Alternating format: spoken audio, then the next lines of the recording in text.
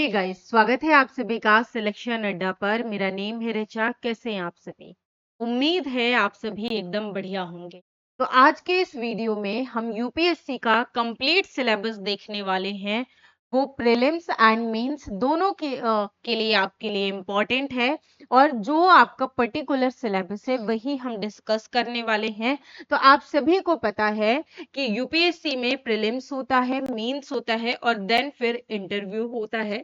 तो यहाँ पे सबसे पहले हम प्रीलिम्स का सिलेबस देखेंगे, फिर हम जो है वो मेंस का सिलेबस देखेंगे।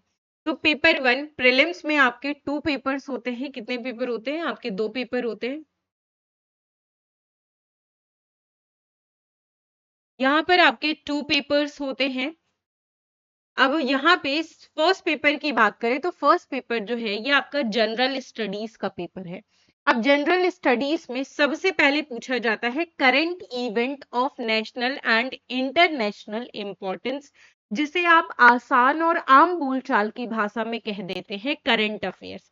तो करंट अफेयर्स ऐसा नहीं पूछा जाता है कि किसके घर में कब चोरी हो गई, कब कौन आ रहा है, कौन जा रहा है, कौन सा रिश्तेदार खास है।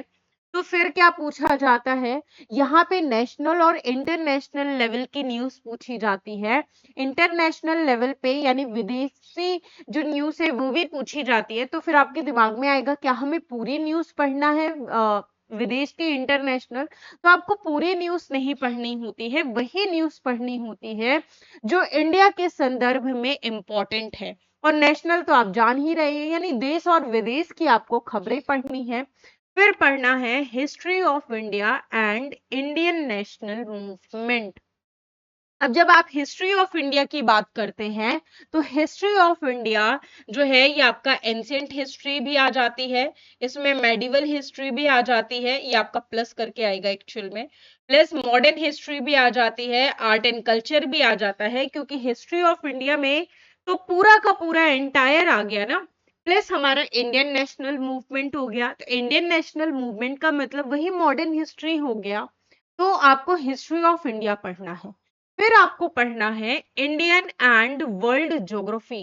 यानी आपका सिलेबस कह रहा है कि देखो भारत का भूगोल तो पढ़ना ही पढ़ना है, वो जरूरी है, लेकिन उसके साथ साथ वर्ल्ड ज्योग्राफी भी पढ़नी है, यानी विश्व का भूगोल भी पढ़ना है। अब इसमें आपको फिजिकल ज्योग्राफी पढ़नी है, social, economic geography of India and the world. तो आप सभी लोग जब ज्योग्राफी पढ़ना स्टार्ट करते हैं उसमें आप फिजिकल ज्योग्राफी पढ़ते हैं ना, तो उस फिजिकल ज्योग्राफी का यही कारण है, इसी वजह से आप पढ़ते हैं।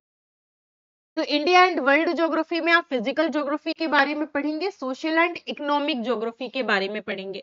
फिर आता है आपका fourth Indian polity and governance. तो आपको क्या पढ़ना है? इंडियन पॉलिटी पढ़ना है, यानी भारतीय राज्य व्यवस्था एवं शासन के बारे में भी पढ़ना है, गवर्नेंस पर भी अपनी समझ विकसित करना है।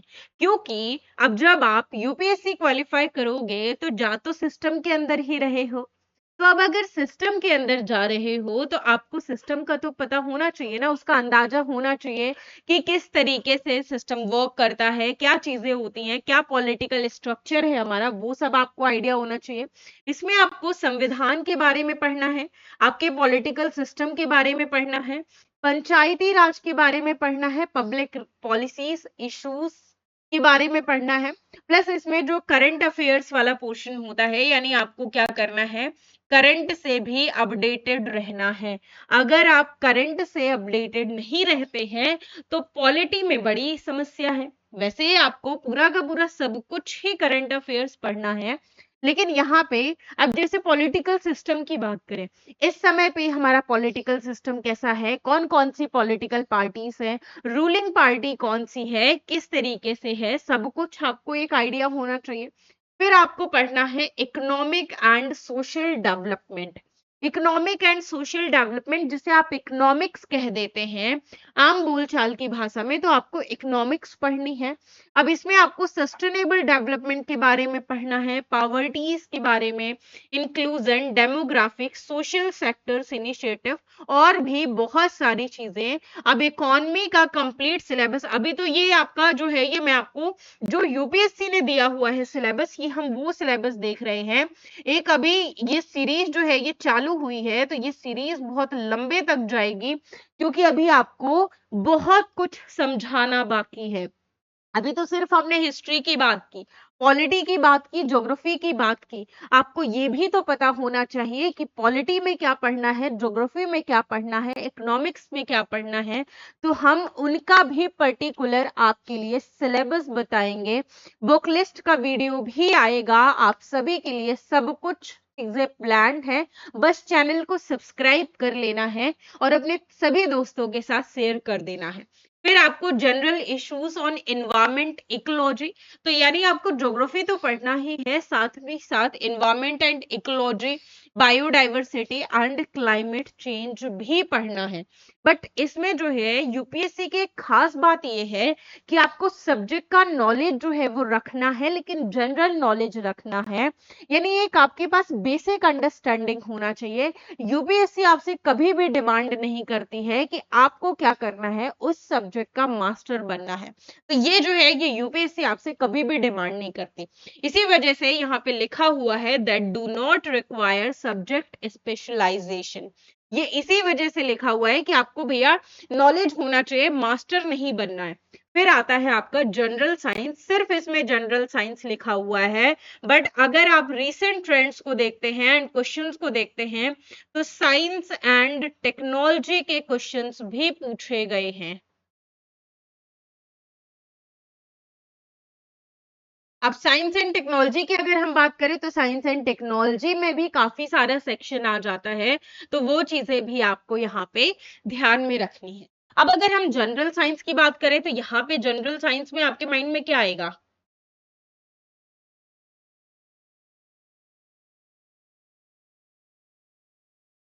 बायोलॉजी हो गया,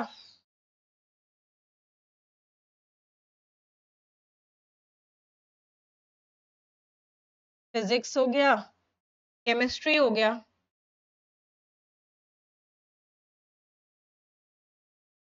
बट अगर आप रीसेंट ट्रेंड्स को समझो, तो उन रीसेंट ट्रेंड्स में आपको एक चीज का आइडिया लगेगा, वो आपको यहाँ पे समझ देखने को मिलेगी कि जब आप जनरल साइंस को देख रहे हो, तो यहाँ पे फिजिक्स और केमिस्ट्री की बात करें, तो फिजिक्स और केमिस्ट्री के क्वेश्चंस जो हैं वो हमें डे बाय डे क्या हो रहे हैं, थोड़े से कम देखने को मिल रहे हैं। बायोलॉजी के तो फिर भी आपको यहाँ पे दो तीन दो तीन ही क्वेश्चंस देखने को मिलेंगे जनरल साइंस से। अदरवाइज जो क्वेश्चंस आ रहे हैं 7 to 8, वो किससे आ रहे हैं? 7 to 8 जो है वो आपके साइंस एंड टेक्नोलॉजी वाले सेक्शन से आ रहे हैं। तो आपको यहाँ पे जो ज्यादा फोकस करना है वो साइंस एंड टेक्नोलॉजी पर करना है। चलो, ये था आपका यूपीएससी प्रीलिम्स का पेपर 1। चलो, पेपर 1 तो हमने खत्म कर लिया। अब बात करते हैं पेपर 2 की, कि पेपर 2 में क्या क्या पढ़ना है। तो पेपर 2 है आपका जनरल स्टडीज पेपर 2, सी सेट, जिसे हम सिविल सर्विसेज एप्टीट्यूड टेस्ट कहते हैं। ये सिर्फ और सिर्फ आपका क्वालिफाइंग होता है, यानी सिर्फ आपको क्वालिफाई करना है, पास बस होना है। जैसे कभी कोई सब्जेक्ट डिफिकल्ट लगता होगा ना स्कूल में, तो आपने क्या सोचा होगा कि भगवान बस पास करवा दे। तो यहाँ पे भी जनरली जो एस्पिरेंट्स होते हैं वो यही सोचते हैं कि अरे बस पास हो जाए, उतना काफी है, बहुत ज्यादा टेंशन लेने की आवश्यकता नहीं है। तो अब यहाँ पे आपको कॉम्प्रिहेंशन पढ़ना होता है, आपका पैराग्राफ आता है, वो आपको सॉल्व करना होता है। फिर आपका interpersonal skills including communication skills आती है, रीजनिंग आती है, मैथ्स आता है, जिसमें लॉजिकल रीजनिंग और एनालिटिकल एबिलिटीज आती है। जब आप रीजनिंग पढ़ते हैं तो लॉजिकल रीजनिंग आप वहीं पे सीखते हैं, डिसीजन मेकिंग, प्रॉब्लम सॉल्विंग, आपके सामने सिचुएशंस आ रही हैं, आपको सिचुएशंस दी जाएंगी। अब आपको बहुत डिफिकल्ट सी सिचुएशन दी जाएगी, और ऐसा नहीं है कि सिर्फ एक सिचुएशन दी जाए। यहाँ पे क्या किया जाता है, ज्यादा से ज्यादा सिचुएशंस आपको दी जाती हैं और आपको समझने का प्रयास एक्चुअल में किया जाता है कि आपके सामने बड़ी से बड़ी, कठिन से कठिन समस्या भी आती है तो क्या वो कठिन से कठिन समस्या हल कर पाएंगे, तो वो देखने का प्रयास किया जाता है। फिर जनरल मेंटल एबिलिटी, तो वही मेंटल एबिलिटी, मेंटल मैथ्स के क्वेश्चंस आते हैं। बेसिक न्यूमरेसी, अब यही बेसिक मैथ्स आ गया जिसमें नंबर एंड देयर रिलेशंस हो गया, ऑर्डर एंड मैग्नीट्यूड एक्सेट्रा। यानी यहाँ पे जो मैथ्स है वो किस लेवल की आ रही है, ये सिर्फ और सिर्फ 10th लेवल की आ रही है। लेकिन आप ध्यान रखिएगा, यूपीएससी जो है वो एक्चुअल में सिर्फ सिलेबस में 10th लेवल की मैथ्स लिखता है, एक्चुअल में 10th लेवल की मैथ्स नहीं पूछता। हवा निकल जाती है सी सेट का पेपर देखकर, तो सी सेट को हल्के में नहीं लेना है। आप सोचो कि अरे सिर्फ पास ही तो होना है, पास तो हम स्कूल में भी हो जाते थे और यूं ही हो जाएंगे।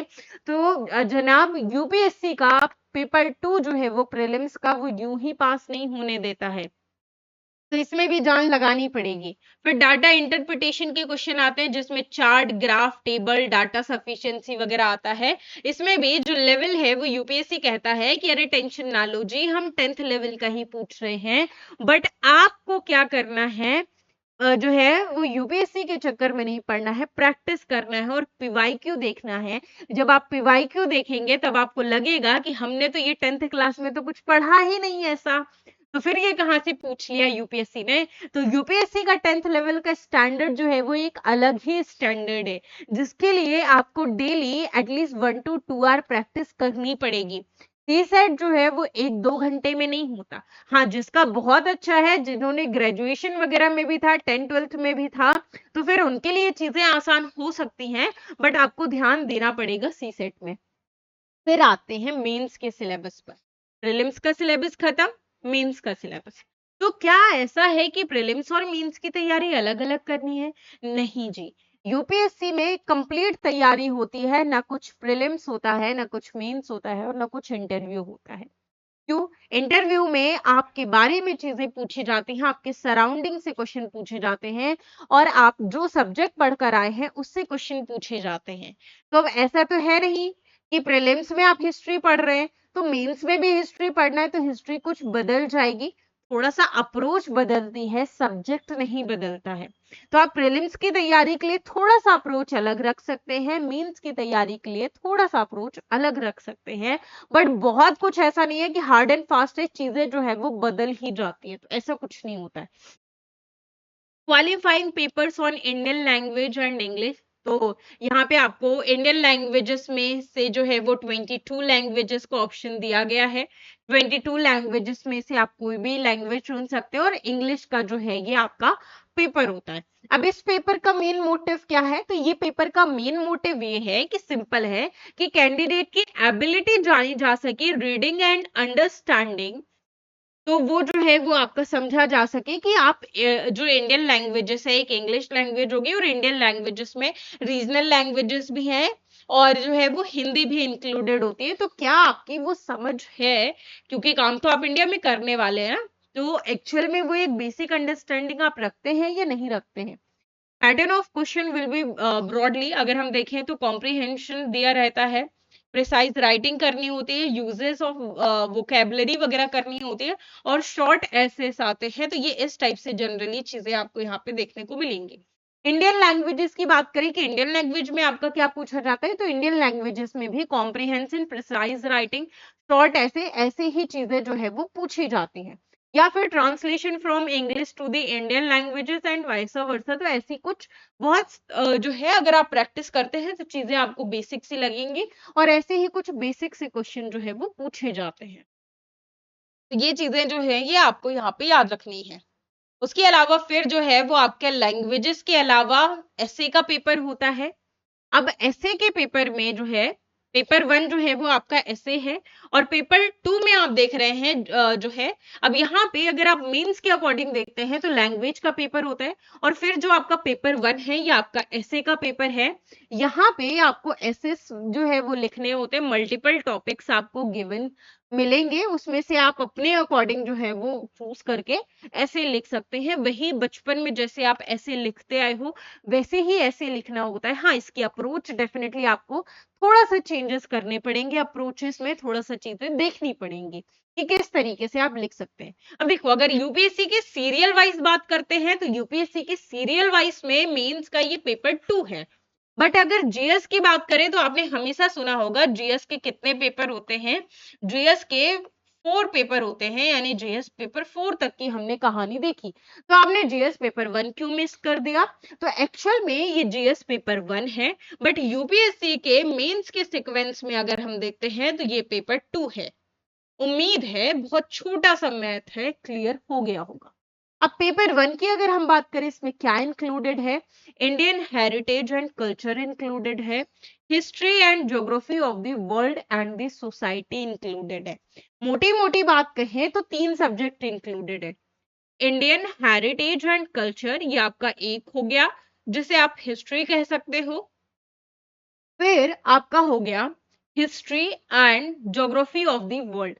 History and geography of the world का मतलब ये हो गया कि आपका कंप्लीट एंटायर ज्योग्राफी तो आ ही गया, लेकिन आपको वर्ल्ड हिस्ट्री भी इसके साथ साथ पढ़नी है, और साथ ही साथ जो है वो सोसाइटी पढ़ना है, यानी कि इंडियन सोसाइटी के बारे में पढ़ना है। भारतीय समाज किस प्रकार का है, उसके कौन कौन से तत्व हैं, क्या मुख्य बातें हैं। अब यहाँ पे Indian culture will cover all the salient aspects of, जैसे आपको आर्ट फॉर्म पढ़ना होगा, लिटरेचर पढ़ना होगा, आर्किटेक्चर पढ़ना होगा, एंशियंट टाइम में किस प्रकार का आर्किटेक्चर था, मॉडर्न टाइम में किस प्रकार का आर्किटेक्चर था। अब जैसे भवनों का निर्माण किया जाता था, मंदिर वगैरह बनाए जाते थे, मस्जिदें बनाई जाती थी, तो उनमें आप देखेंगे कि आज के समय में और पुराने समय में डिजाइन्स वगैरह में बहुत ज्यादा हमें अंतर देखने को मिलता है। तो उस पुराने समय में जो बिल्डिंग बनाई गई वो बिल्डिंग्स किस प्रकार की बनाई गई, आज मॉडर्न टाइम पीरियड में जो बिल्डिंग्स बनाई जा रही हैं वो किस प्रकार से बनाई जा रही हैं, वो सब कुछ आपको यहाँ पे ध्यान में रखना है।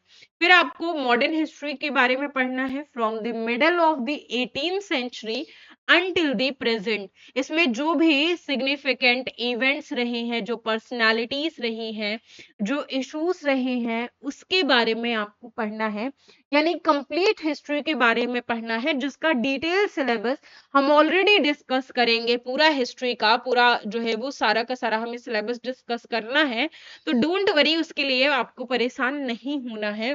पूरा जो है वो सब्जेक्ट वाइज डिटेल सिलेबस मैं आपके साथ डिस्कस करूंगी कि आपका सब्जेक्ट वाइज डिटेल सिलेबस क्या होना चाहिए। फिर अगर हम, ये आपका पेपर 3 आ गया, जनरल स्टडीज का पेपर 2 है। अब जनरल स्टडीज के पेपर 2 में क्या आता है? Governance, constitution and polity. It means आप क्या कह सकते हैं, इंडियन पॉलिटी, जिसमें आपको कॉन्स्टिट्यूशन पढ़ना है, पॉलिटी के बारे में और गवर्नेंस सिस्टम के बारे में पढ़ना है। फिर आपको सोशल जस्टिस के बारे में पढ़ना है एंड इंटरनेशनल रिलेशंस के बारे में पढ़ना है, यानी यहाँ पर भी आपको 3 चीजें पढ़नी है। अगर आप सोसाइटी पढ़ लेते हैं तो सोशल इशू आपके लिए बहुत ही आसान हो जाएगा, बहुत कोई डिफिकल्ट और चैलेंजिंग टास्क नहीं रहेगा। उसका कारण, क्योंकि इंडियन सोसाइटी में जो मुख्य तत्व हैं, इंडियन सोसाइटी किस तरीके की है, वो आप सब कुछ पढ़ के आ गए। अब आपको सिर्फ यहाँ पे क्या करना है, सोशल इशू जानने हैं, यानी सोसाइटी में जो लोग रह रहे हैं उनको क्या क्या समस्याएं हैं, उनकी क्या क्या समस्याएं हैं, वही चीज आपको यहाँ पे देखनी है। तब जब आप कॉन्स्टिट्यूशन ऑफ इंडिया देखना चालू करते हैं तो हिस्टोरिकल अंडरपिनिंग, यानी जो है इसके डेवलपमेंट से लेकर के पूरा जो है वो एंडिंग तक देखते हैं, इसके फंक्शंस किस तरीके से होते हैं, ये लोकल लेवल पे किस तरीके से काम करती है, अर्बन लेवल पे किस तरीके से काम करती है, इसका फेडरल स्ट्रक्चर जो है वो किस तरीके का है। तो ये सारी की सारी चीजें जो है वो इसमें आपकी पूछी जाती हैं। तो ये जो है ये सारी चीजें आपकी उसमें आ जाती हैं। फिर आपका आता है जनरल स्टडीज का पेपर 3, जिसमें आपको टेक्नोलॉजी के बारे में पढ़ना है। टेक्नोलॉजी वही साइंस एंड टेक्नोलॉजी आ गया। इकोनॉमिक डेवलपमेंट यानी इकोनॉमिक्स आपको पढ़ना है। बायोडाइवर्सिटी इन्वायरमेंट पढ़ना है, तो बायोडाइवर्सिटी इन्वायरमेंट, ये इन्वायरमेंट एंड इकोलॉजी का पोर्शन हो गया। और फिर जो है ये आपका सिक्योरिटी एंड डिजास्टर मैनेजमेंट पढ़ना है। तो disaster management, environment, biodiversity, geography, ये सब कुछ पूरा का पूरा पोर्शन जो है ये आप एक साथ पढ़ते हैं। और फिर आप पढ़ते हैं सिक्योरिटी, का मतलब है इंटरनल सिक्योरिटी। हमारे इंटरनल सिक्योरिटी को क्या थ्रेट हो सकते हैं, किस तरीके से चीजें हो सकती है, उसके बारे में। तो इंडियन इकोनॉमी आप पढ़ना चालू करते हैं तो इश्यूज, प्लानिंग से रिलेटेड, मोबिलाइजेशन, रिसोर्सेस कौन कौन से हैं, ग्रोथ एंड डेवलपमेंट किस तरीके से हो सकता है, एम्प्लॉयमेंट जनरेशन आज के समय में बहुत बड़ी प्रॉब्लम है, गवर्नमेंट बजट वगैरह, गवर्नमेंट बजट किस तरीके से बनाती है, मेजर क्रॉप किस कौन कौन सी हैं, उन क्रॉप्स के पैटर्न क्या हैं, ये सब कुछ आपको बहुत डिटेल में जो है वो इन पेपर्स में पढ़ना है। जब आप साइंस एंड टेक्नोलॉजी की बात करते हो तो साइंस एंड टेक्नोलॉजी में आपको क्या पढ़ना है, इंडियनाइजेशन के बारे में पढ़ना है, डेवलपिंग न्यू टेक्नोलॉजीज। तो इन न्यू टेक्नोलॉजीज के बारे में आपको एक अंडरस्टैंडिंग विकसित करनी है कि न्यू टेक्नोलॉजीज किस तरीके से हैं, क्या क्या हो रही हैं। फिर आपको awareness in the field of IT, space, computer. तो इसके साइंस एंड टेक्नोलॉजी के बहुत सारे चैप्टर्स है।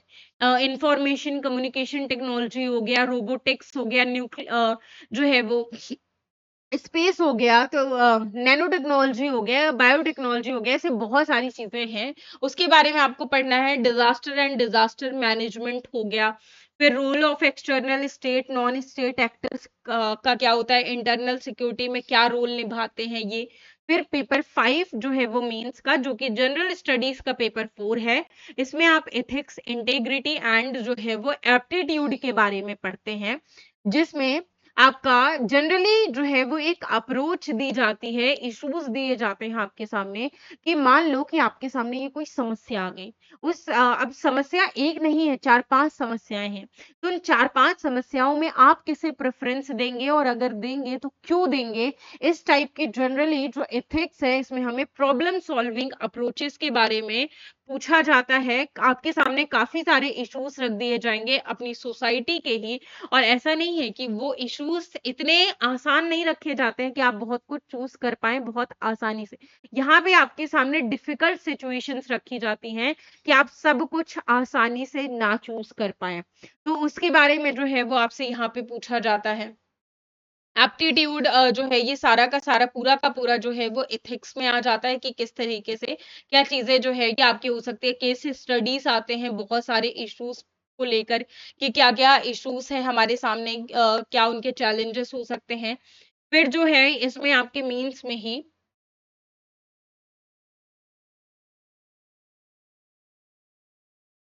2 पेपर, यानी पेपर 6 एंड 7, ये आपके ऑप्शनल पेपर होते हैं।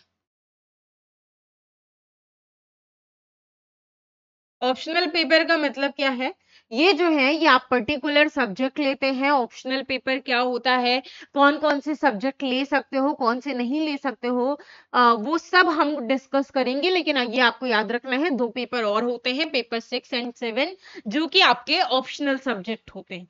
तो ये आपका प्रीलिम्स एंड मेंस का सिलेबस था। अगर सब्जेक्ट वाइज भी आपको डिटेल सिलेबस चाहिए तो आप हमें कमेंट करिएगा, कमेंट सेक्शन में हम पूरा का पूरा डिटेल सिलेबस भी डिस्कस करेंगे। सब्जेक्ट वाइज की आपकी क्या अप्रोच होनी चाहिए, हिस्ट्री आप किस तरीके से तैयार कर सकते हैं, पॉलिटी, इकोनॉमिक्स, सारे के सारे सब्जेक्ट हम डिस्कस करेंगे। तो आज के इस वीडियो में यहीं तक, मुलाकात करेंगे आपसे नेक्स्ट वीडियो में। Thank you so much, take care, bye bye.